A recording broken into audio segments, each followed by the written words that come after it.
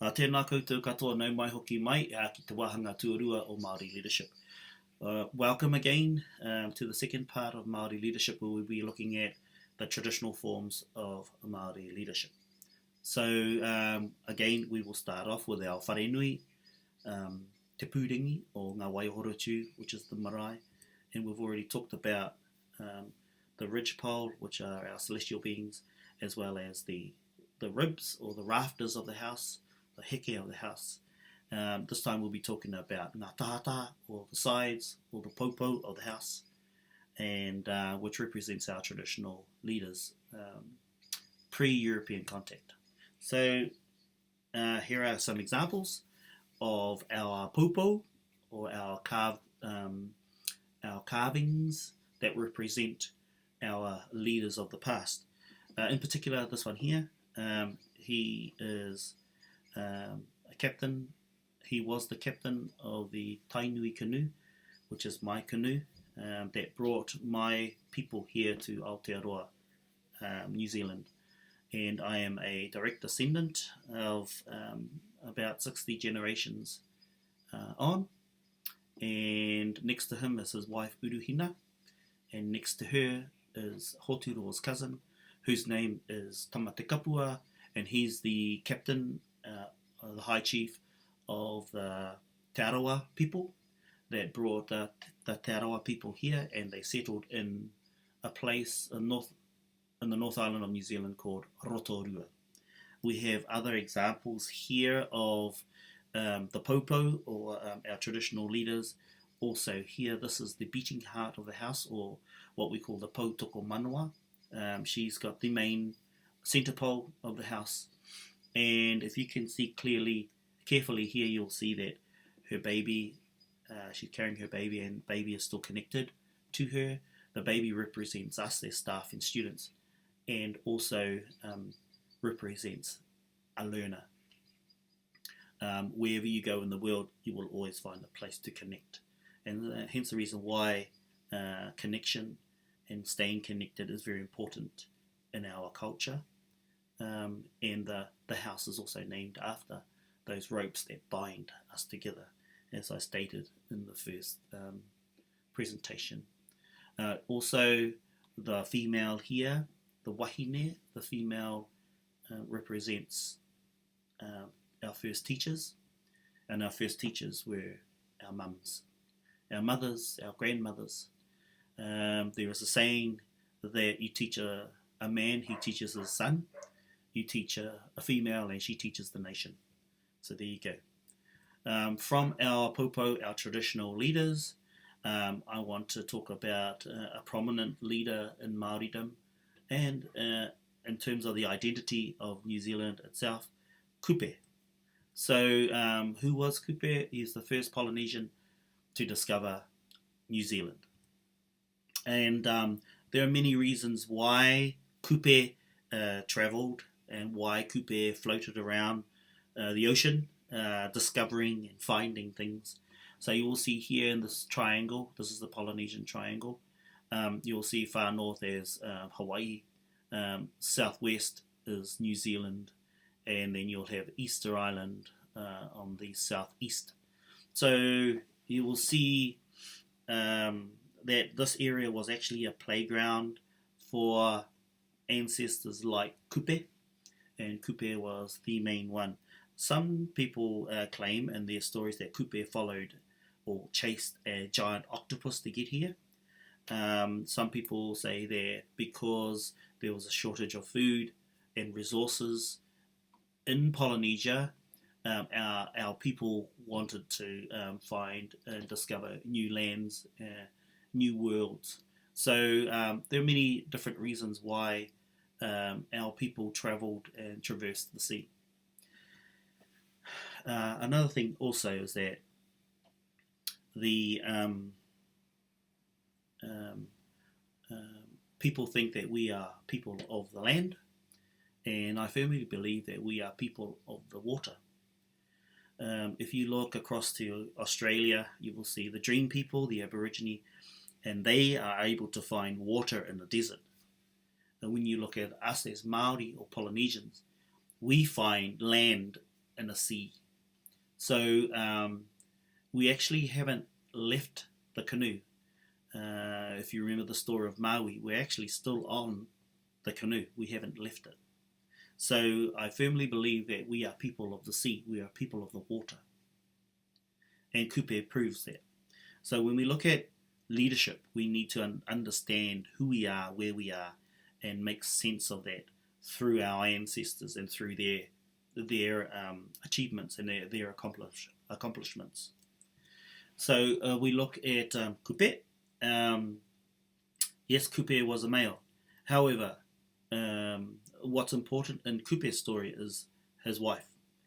She was the one that one day while they were on the ocean, she looked up and she saw a cloud formation.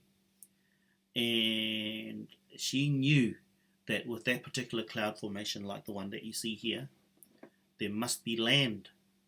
There must be land underneath, because only land would create a cloud formation like this. So she uttered the words, he ao, he ao te aroa, meaning a cloud, a long cloud, or in this case, a long white cloud, and hence the name of Aotearoa, land of the long white cloud, Aotearoa, and that was uttered by the words of Kupe's wife, whose name is Kura Marotini. So, upon arrival to Aotearoa, Kupe landed in many places, significant places, in fact. And so, when you look at some of the harbours here, you'll see in the northern part of the North Island of New Zealand a lovely place called Hokianga for short, but the long name is Te Hokianga Nui a Kupe, meaning Kupe's return. And also when you look to the southern parts of the North Island, you will see here in Wellington, the capital of New Zealand, you will see many names littered around that has the name Kupe in there, meaning Te Aroaro o Kupe, or Te Tangihanga o Kupe, Kupe's funeral, or Ngā Rā o Kupe, Kupe's sails. It even has Te Ure o Kupe, and I'll leave that up to your imagination, what Ure means. So again, we look to see and find any attributes or qualities that Kupe may have possessed that we can take our leadership from. And obviously Kupe is a discoverer, is an explorer, is ambitious, and is a forward thinker. So all those attributes we earmark, and then we think as Māori, we are descendants of someone like that. So again, we look into our narratives to find clarity of where we are when it comes to Māori leadership. So to get a little bit closer to home, if we look at our popo there of the house represents leadership, represents pre-European contact leadership. Tupuna whare, meaning ancestral house. Te pūrengi, meaning the ropes that connect us together. So all of these resonate with us in terms of leadership. They are all parts of Māori leadership from a pure indigenous perspective. Rangatira wahine, rangatira tāne, rangatira meaning chiefly females, chiefly males, and they were always complementary. They were never competitive. Our ancestors. Now, this next part of the presentation is about social structure of hierarchy, and this is pre-European contact again. So how Māori lived, or how the leadership was laid out. So in order to have leadership, we need to have groupings. So waka literally means a canoe. However, waka here means a district or territory. So there we have big territories within New Zealand that are called waka, and people connect to those waka. My waka is called tainui. Those waka, or those territories, are broken up into iwi, and my waka tainui is broken up into 3 or 4 iwi, and those are big groupings. Iwi also means people. Iwi means bones. In this case, iwi means a tribe. Those iwi are broken up further into what we call hapu. The actual word translation for hapu means to be pregnant. Okay, so hapu are sub-tribes. So within one iwi, you could have as many as 20 hapu or 40, 50 hapu within an iwi. So those tribes, sub-tribes are called hapu. And each hapu is broken up again into many whānau groupings. Whānau means family. Whānau also means smaller groupings of that has an elder or two elders, and then you can have a group of perhaps 50, 60, 70 whānau within a hapu. And each of those whānau can have 50 or 60, 70. So you can see how big each of those groupings gets when it gets to a whānau. And we also have leadership of those groupings. So a leader of a waka would be called an ariki. At the moment, New Zealand has, Aotearoa has two ariki, and that is the Kingi Tuheitia, the Māori king, and also Te Heuheu.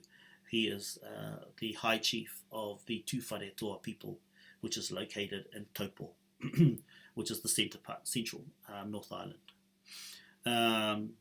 Iwi, leaders of iwi are sometimes called tohunga. They are sometimes called rangatira as well, but those ones are called, those are spiritual healers and spiritual guides as well. So tohunga and rangatira are in charge of iwi. We also have rangatira again that are in charge of hapu, that lead hapu.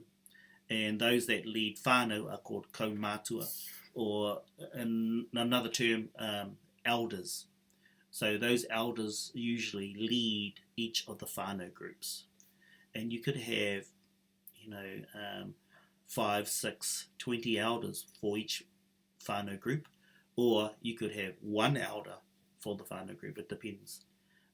Many of our elders are dying off, and their roles aren't being filled as fast as we would like. And so we're in the position of trying to figure out how those elders, how knowledge can be disseminated from our elders down to our next generations that are coming through.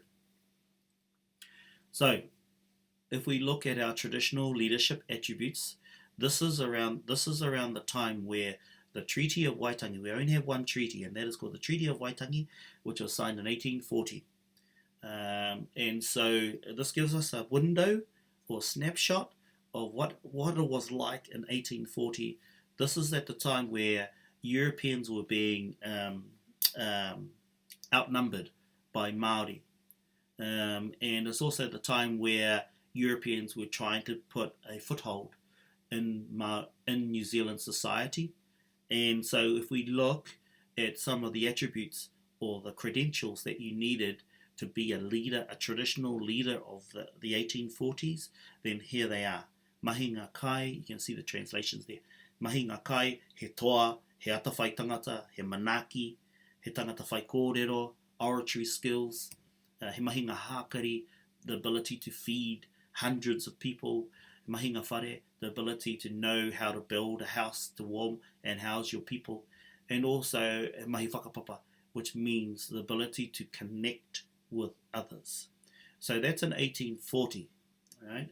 60 years later, it gives you another snapshot on what traditional leadership and their attributes were of that time. Okay, 1906. And if I scroll through that, you can sort of see the comparison. Perhaps some may not have changed, some may slightly change. Don't forget, this is 60 years after the signing of the Treaty of Waitangi, where Māori were supposed to have been given protection from these unruly settlers and whalers, Europeans that came to New Zealand looking for a better life, and we know how that story ended up. So these are just giving you a heads up on what traditional leadership, what traditional Māori leadership was back in the 1840s to the 1900s, and it also highlights the sorts of things that happened back then, and as a result of colonisation, which we'll roll into the next part, things changed quite considerably. Nō reira, ko mitu taku kōrero mo te wāhanga tūrua. I've completed the second section of our Māori Leadership, and we'll move into the third section shortly. Nō reira, tēnā koutou, tēnā koutou. Kia ora rā koutou katoa.